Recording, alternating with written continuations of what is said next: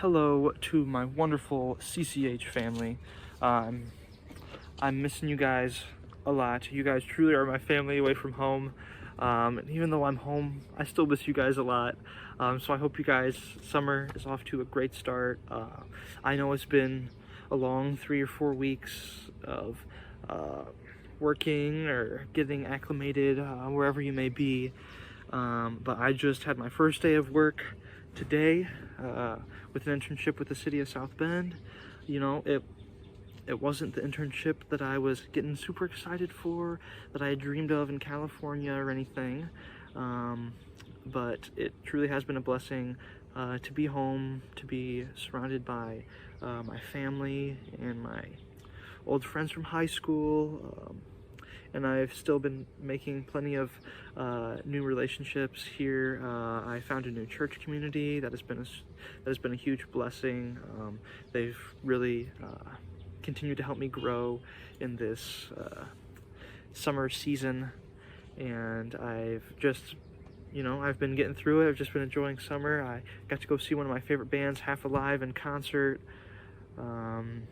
So I'm excited to jump into week 4 of Illuminate with you all as we talk about the short but very beautiful books of Obadiah and 2 Timothy. I'm just so thankful for God's word in these and for the wonderful creation I'm surrounded by now.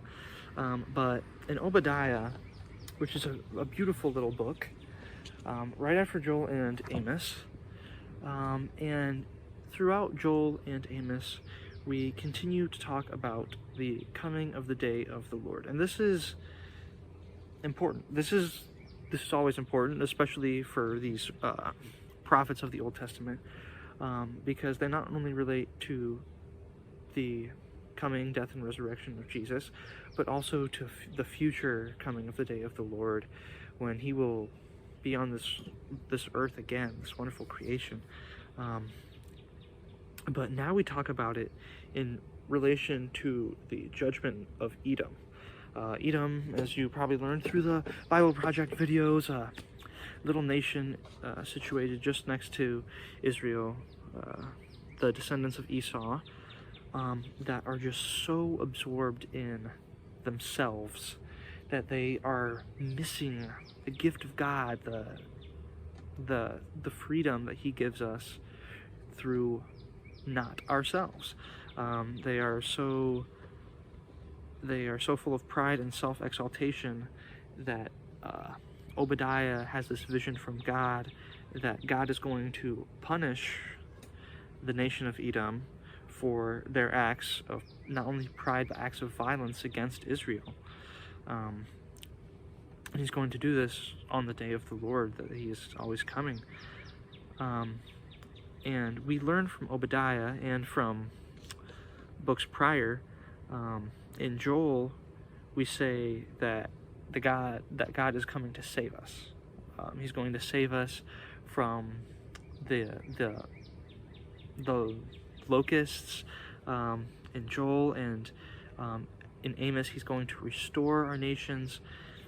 But in this book we talk about first condemnation of the nation of Edom, and it's kind of beautiful because through this destruction that Obadiah foresees in his vision, it's through this condemnation that God is being faithful to us when we're not being faithful to him. Because we have the ability to follow or not follow God, but God has no choice. God loves us. God exists for us. God created us, and ultimately God is faithful to us regardless of our faith in him. So it's through this condemnation of Edom that God is breaking the shackles of our sin, in this case their pride, their violence, and their wrath over Israel, that we can be reborn, almost in a way baptized in a new condition, so that we will be rid of this sin, and that we can be reborn in love and peace, allowing God to wash over us through his punishment in Edom. And that's not just specific to Edom, but the day of the Lord is coming for us all. That's still relevant today. We need to choose to follow God, or we will or he will seek us out in condemnation. But importantly, we go now to 2 Timothy, talking about Paul being in prison and him calling to Timothy, because Paul is imprisoned and he's been abandoned by his friends, and he calls Timothy not only for aid, but also to continue to have an influence that Paul cannot have while he's in prison. Paul knows that this is Timothy's calling to his faith, and that he needs to continue to expand and grow on this deep instilled faith that he has within him. So as Paul calls out to him, as he writes to him, Paul's at a low in his life, and he wants to pass this knowledge on to Timothy, that the time is always right to face what's wrong. So Paul is telling Timothy to accept his calling, to use his faith, to be proud in the Lord, and to be proud of Paul, and to speak out against the untruths that are being spread around him. And this refers to the corrupt teachings of the priests in the nation around him, and that Timothy cannot just do what's accepted by his friends and by his neighbors, but he has to do what is right. He has to do what he knows in his heart is right for the Lord. So this means speaking out against the lies that are being spread, because at this point many people have abandoned hope, that they have forgotten that the day of the Lord is still yet to come. They think about the resurrection of Jesus, which has already happened, and they are neglecting the coming of the day of the Lord that is still yet to come. So we need to act on the teachings of the Old Testament, such as in Obadiah, and we need to face our challenges today so that we don't face the same punishments that we have seen in the past. God's light is the clearest in the darkest of moments, and we just need to turn to him. We need to turn to him in those moments of darkness, so that we continue to grow and flourish in his light. Hardship and sacrifice are necessary actions in Christians' lives. We saw that through Jesus. That's like the biggest example there is Jesus' crucifixion and death, because he took those hardships on to do what was right to save us.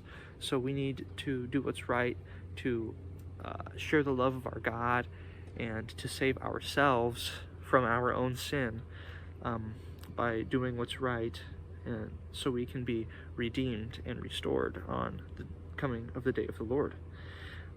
And to tie these two together, to continue to tie these two together, we talk about the grace that God gives us in 2 Timothy. And Paul says that in this, the gift of God, it does not make us timid. It gives us power, love, and self-discipline. And we have the power to choose God. And I said earlier, Obadiah said earlier, that we have the power to choose God, but God will always choose us, regardless of whether or not we are faithful to him. So when we choose the self-discipline to put him first in our lives, he will be there. He will be right there to meet us, and we will continue to grow, because Edom had it all wrong. And even the people surrounding Timothy after the death and resurrection of Jesus Christ have it all wrong, is that the Lord's work is the most important thing in life. Is we need to place Him above ourselves. We need to place others before ourselves, and we need to truly lift up others, because that is what God's love is. That's what the gift of God is. And remaining in pride and selfishness or greed or wrath is all sinful. And this 2 Timothy continues to reinstate it, as Paul tells Timothy just these wicked stories of betrayal within the church, of greed and pride in the church still being relevant, and how we again need to break down these walls.